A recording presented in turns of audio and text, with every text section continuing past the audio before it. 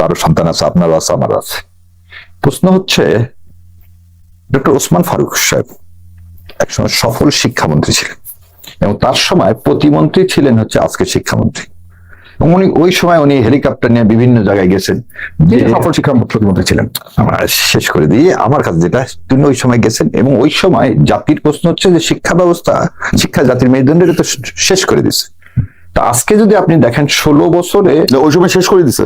না শেষ করাটাকে এইটা করে সেখান থেকে বিএনপি সাহেব উত্তরণ করা হলো। সেই জন্য বললাম যে সফল শিক্ষামন্ত্রী, আপনি বোধহয় একটু খেয়াল করে ওসমান ফারুক সাহেব। এবং ওসমান ফারুক সাহেবের আন্ডারে থেকে উনি অনেক কিছু শেখার সুযোগ পাইছে বলেই আমার বিশ্বাস।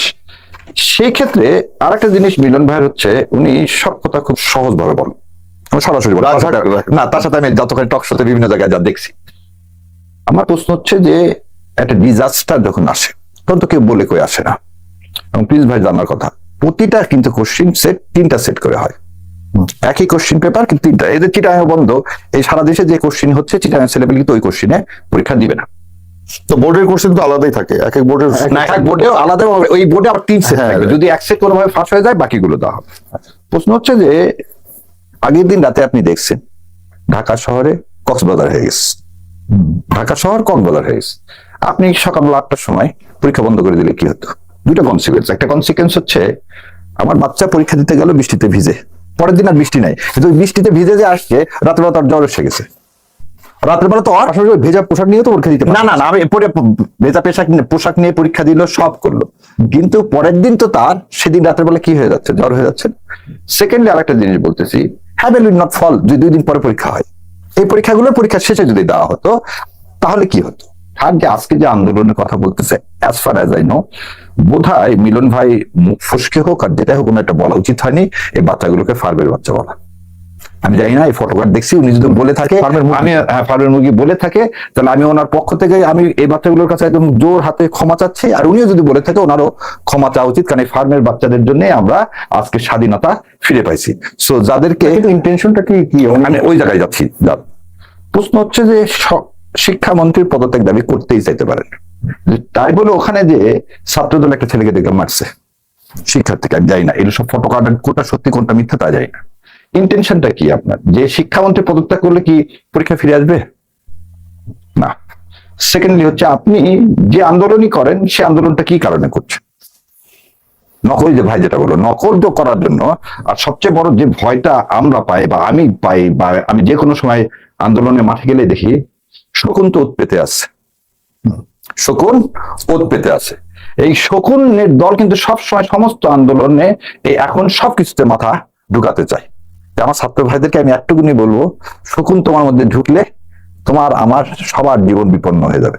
আর পরীক্ষার কথা, পরীক্ষা তোমার এই যে জিনিসগুলো তোমরা দাবি করতে পারো, তোমার স্কুলের হেড টিচার আছে, তুমি স্মারকলিপি দাও ডিসি সাহেবের কাছে, তুমি প্রধানমন্ত্রীর কাছে দাও, স্মারকলিপি দিয়ে আসো।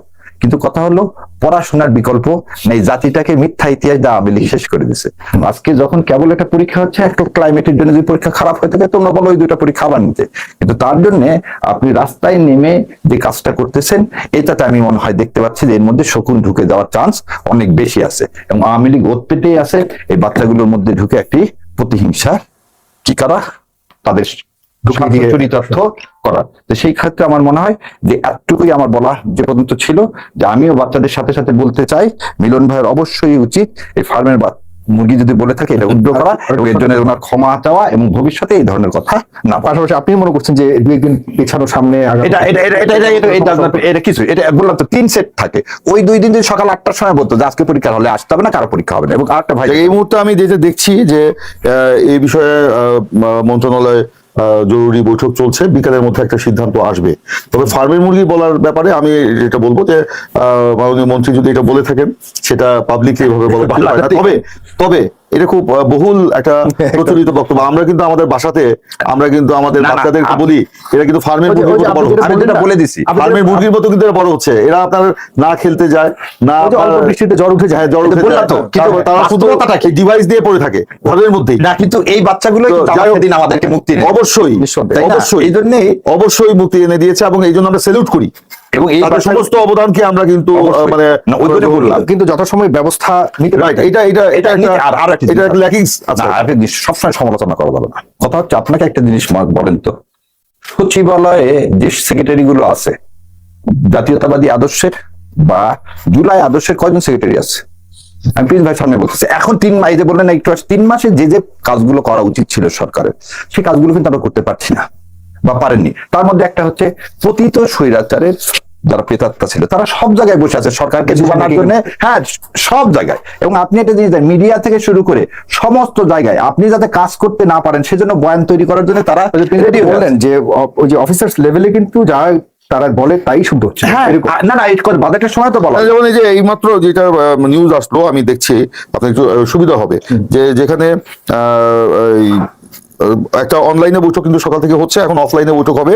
এবং সেখানে বলছেন কি আখতারুজ্জামান সাহেব, বোর্ডের চেয়ারম্যান, ঢাকা শিক্ষা বোর্ডের চেয়ারম্যান অধ্যাপক সৈয়দ আখতারুজ্জামান সাহেব, তিনি বলছেন যে মাঠ পর্যায়ে থেকে যে তথ্য পাওয়া গেছে তাতে পরীক্ষা স্থগিতের মতো পরিস্থিতির তথ্য মেলেনি, তবে অফলাইনে বৈঠকটির বিষয় পর্যালোচনা করে সিদ্ধান্ত নেওয়া হবে। এই চেয়ারম্যান সাহেবকে আগে জেলে ভরা উচিত, কারণ ওকে অন্ধ, ও তো বৃষ্টি দেখেনি। না, না, আমি আর আজকে কি বৃষ্টি আছে? আজকের কথা বলা হচ্ছে না, বলা হচ্ছে ওই দিনের কথা। তাহলে ওই দিনের পরীক্ষাটা ওই দিনের বিকালে কি সিদ্ধান্ত না, আসে? না, সেটা বলিনি ভাই। আমাদের কথাটা কি, আমি আপনি সবাই শিক্ষকদেরকে আমরা আগে যে সম্মান করতাম, 17 বছরে এই শিক্ষকরা রাজনীতি করতে যে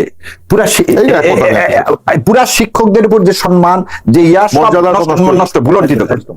দ্বিতীয় কথা, আগে আমরা বাবা মার পর কিন্তু শিক্ষকের কাছে সমস্ত আবদার করতাম। তা আমার বাচ্চাটা ভিজে পুরে আসছে পরীক্ষা দিতে, এবং আরেকটা জিনিস আপনি খেয়াল করবেন কিন্তু তাই না, তো আপনার হাত যদি ভিজা থাকে না, যখন অতিরিক্ত ঘাম হলেও খাতার এই কাগজের সাথে কিন্তু হাত লেগে যায়, এবং তখন ওই খাতার কাগজগুলো কাপড়ে যদি আসে, তা আমার বোর্ডের চেয়ারম্যানের কেন মাঠ পর্যায়ে থাকে? মাঠ পর্যায়ে তো তোমার যারা বসে আছে এই বদমাইশ গুলো তো 3টা ইলেকশন করছে। মাঠ পর্যায়ে যে স্কুলের টিচার গুলো এরাই তো সেই 3টা ইলেকশন করছে, 14, 18, 24। আপনি তার কথার উপর ভরসা করলে পুরো সরকার কিন্তু ডুবে যাবে, এবং সেটা আমি দেখতে পাচ্ছি। আমি সেটা আবার 12টার দিকে কিন্তু একটা বিজ্ঞপ্তি জারি করেছিল শিক্ষা মন্ত্রণালয় যে চট্টগ্রাম বিভাগ ছাড়া সব জায়গাতে পরীক্ষা চলবে, আবার বোর্ড ছাড়া সরি, হ্যাঁ বোর্ডের চলবে, তবে কিছুক্ষণ পরেই উচ্চ মহলের হস্তক্ষেপে কিন্তু সেই প্রজ্ঞাপনটি প্রত্যাহার করা হয়েছে। এবং আমার জানা মতে মাননীয় শিক্ষামন্ত্রীর নির্দেশক্রমে অফলাইনে সবাইকে মিটিং এ ডাকা হয়েছে, এবং আজকে বিকালের মধ্যে এই ব্যাপারে সিদ্ধান্ত নিতে। আপনাকে একটা জিনিস বলি, মাননীয় প্রধানমন্ত্রী সমস্ত বিষয়ে তাকে ইন্টারফেয়ার করতে, না কিন্তু শিক্ষামন্ত্রী না, উদাহরণ আর এটা না, আমি বলতেছি মাননীয় প্রধানমন্ত্রীকে সব জায়গায় ইন্টারফেয়ার করতে হচ্ছে। কেন এটা বলতেছি দেখেন, কেন কোনো করবেন না? না করতে হচ্ছে, সরকারকে ইফেক্টিভ করতে গেলে ভাই আমি বলতেছি নন কোঅপারেশনটা কোন লেভেল পর্যন্ত গেলে, পররাষ্ট্র সচিব হিসাবে অ্যাপয়েন্টমেন্ট দিতে চাইছে যে লোকটাকে, মাননীয় প্রধানমন্ত্রী সেখানে হস্তক্ষেপ, যে তার কাছে রিপোর্ট গেছে এই লোকটা স্বৈরাচারের দোষর ছিল, যার নামটা ওখানে প্লেস করলো যারা, তারা কি জানতো না এই লোকটা স্বৈরাচারের দোষর ছিল? যাই হোক, এগুলি আরো আমি কথা বলতে পারবো। আরো একটা জিনিস, কালকে এটা বোধহয় আপনি দেখছেন, মানে প্রধানমন্ত্রী যে পিছনের গাড়ি বহরে পাথর মারলেন, পাথর নামের যে 2টো ককটেল হতো। আপনি আমাকে বলেন তো যে আপনি এই সাউন্ডদেরকে, ফ্যাসিস্টদেরকে সবচেয়ে সুযোগ দিচ্ছেন, কাউকে যে অ্যারেস্ট করতেছেন না, আপনার স্বাধীনতা সার্বভৌমত্ব ভুলণ্ঠিত করতেছে, তাদেরকেও ধরতেছেন না, আপনার গাড়িতেও পাথর মারলেন, বলেন ওটাও না বুঝে মারছে। আপনার জীবন কিন্তু কি হুমকির সম্মুখীন। ওলি সাহেব যে কথা বলছেন, আমি আপনাদের মাধ্যমে আবার বলছি, মাননীয় প্রধানমন্ত্রী এত রিল্যাক্স হয়ে দেশ চালানো সম্ভব না। এবং গত 4 মাসে যেটা বলছেন, প্রতিটা রন্ধে রন্ধে এখনো পুলিশ অ্যাপয়েন্টমেন্ট দেন, এখনো পুলিশ অ্যাপয়েন্টমেন্ট দিলেন না। জুলাইয়ের ছেলে পেলেদেরকে আপনি কোথাও, এই মুক্তিযোদ্ধাদেরকে আপনি পুনর্বাসন করলেন না। জুলাই স্মৃতি ফাউন্ডেশনে কোনো টাকা নেই। কেন ভাই? ছেলে পেলে কেন আন্দোলনে যাবে? যে ছেলেগুলো আমার বৃষ্টি হয়েছে এটা এসে দিনই আপনি একটা সরি বলে দেন যে ঠিক আছে ওই দিনের পরীক্ষা তোমাদের আবার নেওয়া হবে, শেষ। এইগুলো জিনিস কেন আপনি নতুন করে কেন আওয়ামী লীগের হাতে আন্দোলন করার? তারপরে আর একজন আছে এমপি সাহেব, উনি বিরাট বড় মুজিব সৈনিক, বিএনপির মধ্যে থেকে উনি মুজিব সৈনিক। এই কারণে বলে দিচ্ছি, যেহেতু ওখানে তিনি বিএনপি করেন কেন জানেন? ফজলুর রহমান সাহেব ওখানে রাষ্ট্রপতি সাহেবের ব্যাপক জনপ্রিয়তা, এমপি হতে পারবেন না আওয়ামী লীগের মধ্যে থাকলে, সেজন্য বিএনপিতে এসে যোগ দিচ্ছে। সঠিক না, আমার মতামত, আপনার মতামত আলাদা হতে পারে। আর বিএনপিতে 2টা ভাগ আছে, একটা ভাগ হচ্ছে জুলাইকে ধারণ করে, আর একটা ভাগ হচ্ছে আওয়ামী লীগকে ধারণ করে, ইন্ডিয়াকে ধারণ করে। সঠিক না, আমার মতামত আবার বলে দিচ্ছি। এই ধারণ করে বলেই আজকে প্রতিটা মুহূর্তে যে অংশটা জুলাইকে ধারণ করেন না, তারাই বিভিন্ন ভাবে জুলাইকে, এই যে যার কথা বলেন সঠিক না ফজলুর রহমান, সেদিন সে ইয়াতে চ্যানেল 24 কি দিছে প্রিন্স ভাই, সে তার বক্তব্যটা শোনা উচিত, যে তাই পুলিশের জন্য তার প্রচন্ড মায়া কান্না, কিন্তু সে জানে না জুলাইতে কত সন্তান মারা গেছে। তাকে যখন প্রশ্ন করা হলো জুলাইতে কত সন্তান মারা গেছে, সে সেটা জানে না। যখন বলতেছে সরকার এবং পুলিশ হিসাব দিচ্ছে 44 জন পুলিশ মারা গেছে, উনি বলেন না 1000 জনের উপরে মারা গেছে। এই লোকগুলো কি জাতীয়তাবাদী বিশ্বাসী? তাকে ভারতের বিরুদ্ধে একটা কথা তিনি বলতে পারেন না, তার মুখে একদম কস্টেপ মারা ভারত সম্পর্কে, ভারত না হলে এদেশের মানুষ না খেয়ে মারা যাবে, এটা হচ্ছে ফজলুর রহমান সাহেবের বক্তব্য। এই ধরনের লোককে দিয়ে, আর যাই হোক, বাংলাদেশে ইসলামী জাতীয়তাবাদের যেটা মূল ভিত্তি, সেই ভিত্তি কোনোদিন সফল হবে না। আজকে আজকে আপনি বলছেন পরীক্ষার আড়ালে কি করলেন আপনি? জুলাই সনদে আপনি সাইন করলেন, করে আপনি বলতেছেন যে আমরা সনদ বাস্তবায়ন করব। আপনি সনদ বাস্তবায়ন করবেন, আপনার 31 দফার প্রথমেও ছিল সংস্কারের, যে সংস্কার করা হবে। আজকে আপনি সংস্কার কমিশন না করে সংশোধন কমিশন করলেন কেন? আজকে আপনি এদিকে ছাত্রদেরকে, আমি যদি এখন বলি যে আপনি ছাত্রদেরকে রাস্তায় নামায় দিচ্ছেন জাতিকে ডাইভার্ট করার জন্য, এতে কি লাভ হবে? বিএনপি ক্ষমতায় থাকতে পারবে এইভাবে? এতে কি লাভ হবে? আপনি জুলাইয়ের সাথে যদি প্রতারণা করেন, যে অংশটা, আমি তো বলতেছি জুলাইয়ের একটা বিরাট অংশ আছে বিএনপিতে, যারা জুলাইকে ধারণ করেন, বাহন করেন, যারা ইসলামকে ধারণ করেন, বাহন করেন, কিন্তু আরো একটা শক্তি আছে যারা পতিত স্বৈরাচারী আততকারী এবং যারা ভারতের তাবেদার। এই শক্তি মাননীয় প্রধানমন্ত্রীকে পুরাপুরি মেলায়ন করার জন্য খুব সুপরিকল্পিত ভাবে জুলাইয়ের এগেনস্টে তারা কাজ করে যাচ্ছে। তার অন্যতম একটা কাজ হচ্ছে আজকে এই জুলাই সনদ বাস্তবায়ন সংস্কার না করে তারা সংশোধন কমিটি করলেন। সংশোধন কিভাবে করবেন আপনি? যেখানে অ্যাপিলেট ডিভিশন রায় দিয়ে দিলেন 15 অ্যামেন্ডমেন্ট, এইভাবে সংশোধন করা যায় না বেসিক স্ট্রাকচার চেঞ্জ করে, আপনি সেখানে হাত দিবেন কিভাবে? তো এই যে কাজগুলো বিএনপি এটার বিপরীতেও কি ওয়াকআউট খালি ওয়াকআউট না, আজকে আপনি একটা জিনিস দেখেন, 40% সমর্থন যাদের ছিল তারা আজকে এই বিলের সামনে নাই। আজকে বিলটা যখন পাস হলো সংসদে, এটা কি করা উচিত ছিল বিএনপির? বিএনপি তো প্রথমে বলছিল কি জাতীয় সরকার করবে, সমস্ত বিষয় ঐক্যমত। আপনি একটা জিনিস দেখেন যে আমার লার্নেড সিনিয়র স্পিকার জমিরুদ্দিন সরকার সাহেবের দেখেন কত সুন্দর সবাই মিলে, এবং খালি সবাই দোয়া করলেন না, চোখ দিয়ে পানিও আসলো। এবং যেখানে যেখানে সরকারকে সমর্থন দেওয়া, বিরোধী দল সমর্থন দিচ্ছেন, তাহলে আপনি জুলাই সনদে যেখানে আপনারা সাইন করলেন সবাই মিলে সংস্কার করবেন বলে, সেই জায়গায় আপনি বিরোধী দলের ছাড়া আজকে যে আইনটা পাস করলেন, তাহলে ওয়াকআউট তো গতকাল করছে। আজকে বিরোধী দল এই বিষয়ে তো কোনো আপোষ নাই জুলাইয়ের সাথে। আপনি জুলাইকে যদি ধারণ না করেন, আপনি বললাম July as it is implement করবো কিভাবে? সংস্কার কমিশন ছাড়া।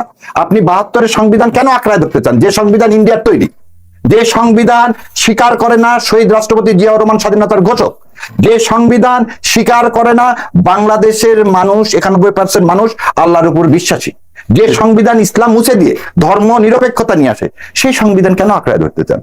কি মধু আছে এই সংবিধান? স্বাভাবিকভাবে আমি আসছি আপনার কাছে, এই প্রশ্নটাই আমি জনাব প্রিন্স আপনার কাছে করতে চাই যে রাষ্ট্র সংস্কারের প্রশ্নে সংবিধান আগে নাকি জনগণের ঐক্যমতটা আগে? এটি একটি বড় প্রশ্ন হয়ে দাঁড়িয়েছে জাতির সামনে আফটার 24 মুভমেন্ট। আপনারা মানে সংবিধানটাকে আঁকড়ে ধরতে চাচ্ছেন, এর পেছনে অন্য কোনো বিষয় যে যদি এইটি পুরনো একটি বিতর্ক, এখনো পর্যন্ত এই বিতর্কটাকেই সংসদে বেশি টানা হচ্ছে, এবং 71 আমাদের সবার এই দেশের জন্ম, কিন্তু 71টাকে সামনে এনে 24টাকে সংসদের মধ্যেই এখন পর্যন্ত 24 নিয়ে সংসদে তেমন কোনো আলোচনা হয় ভাই। এখানে আপনাকে আরেকটু 24-এর কারণে সংসদে, কিন্তু 24কে সম্মান দেখিয়ে 24-এর যে চাওয়াগুলি ছিল, প্রত্যাশাগুলি ছিল, সেগুলির ব্যাপারে কোনো ধরনের তেমন কথা হয়েছে বলে মনে হয় না। কিন্তু দেখা যাচ্ছে কোনো না কোনো কারণে 71কে বারবার টেনে এনে সংসদের সময় যেমন অতিবাহিত করা হচ্ছে এবং বিভিন্ন ধরনের ইস্যু তোলা হচ্ছে, এটাকে খুব বেশি গুরুত্বপূর্ণ এই মুহূর্তে প্রতিদিন আমরা 71কে নিয়ে আপনার কাছে এখানে আরেকটু প্রশ্ন আমি ওইখানে দাঁড়িয়ে করতেছি। মানচিত্র তো পেলাম আমরা 47 সালে, এই পুরো পাকিস্তানের যে মানচিত্র, পুরো পাকিস্তান তো পেলাম 47 সালে। আপনি 71 সালে আমি একটা ফ্ল্যাগ পেলাম। এবং আপনি একটা জিনিস বলেন তো, যে এই যে সংবিধানের আপনাকে যে প্রশ্নগুলো করলাম তার মধ্যে আরেকটা প্রশ্ন, রিকনসিলিয়েশন করলেন শহীদ রাষ্ট্রপতি জিয়াউর রহমান, সমস্ত রাজনৈতিক দলগুলোকে স্বাধীনতা সার্বভৌমত্ব দিলেন, সেই আইনকে 15 অ্যামেন্ডমেন্ট দিয়ে বাতিল ঘোষণা করলো খায়রুল হক সাহেব। তারপরে এই সংবিধান থাকে কিভাবে? এবার এই দুটার বিষয় একটু দেখুন, ব্যারিস্টার সাহেব যে কথাগুলো বললেন ওনার মতো করে উনি ব্যাখ্যা দিলেন। তো আমরা যখন 17 বছরে আওয়ামী লীগের বিরুদ্ধে যখন লড়াই সংগ্রাম করেছি, টকশোগুলিতে যখন আপনি টকশোগুলিতে ছিলেন, তখন ব্যারিস্টার সাহেবকে আমরা কিন্তু সেখানে দেখি নাই।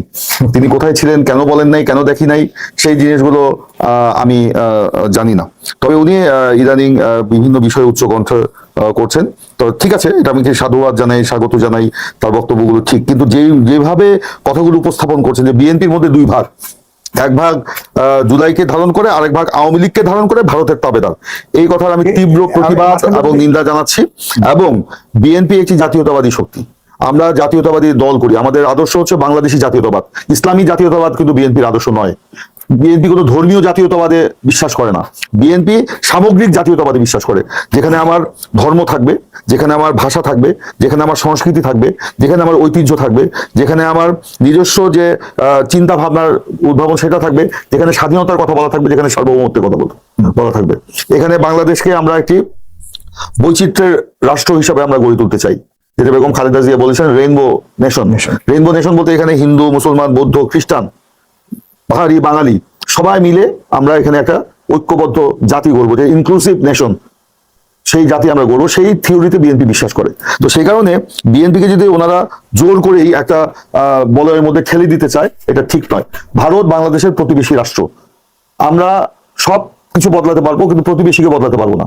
ভারতের সাথে আমরা সংঘাত চাই না। সমস্যা আমি আসি একই ধরনের বক্তব্য কিন্তু স্টেটমেন্ট সবসময় শেখ হাসিনা সরকার আমি আসি না, একই ধরনের না, শেখ হাসিনা ভারতের ভিতরে ঢুকে নো ওইখান থেকে বাংলাদেশকে বের করে নিয়ে আসতে হবে। শেখ হাসিনা যে একই তো হচ্ছে। নো, আপনি এটাকে ভুল বলছেন। এখানে ভারতের পেটের মধ্যে বাংলাদেশকে ঢুকিয়ে নিয়ে গেছিল, কিন্তু বাংলাদেশকে আমরা ভারতের পেটের মধ্যে থেকে বের করে নিয়ে এসে একটি স্বাধীন সার্বভৌম রাষ্ট্র হিসেবে আমরা রক্ষা করতে চাই। কিন্তু কথায় কথায় আমরা ওই ওনাদের মতো আমরা যুদ্ধ করতে চাই না, আমরা আলাপ আলোচনার মধ্য দিয়ে। আপনি তো বলেন তো যে পুশিং করতে চাইলো, শেখ হাসিনার সময় যে পুশিং গুলো হয়েছে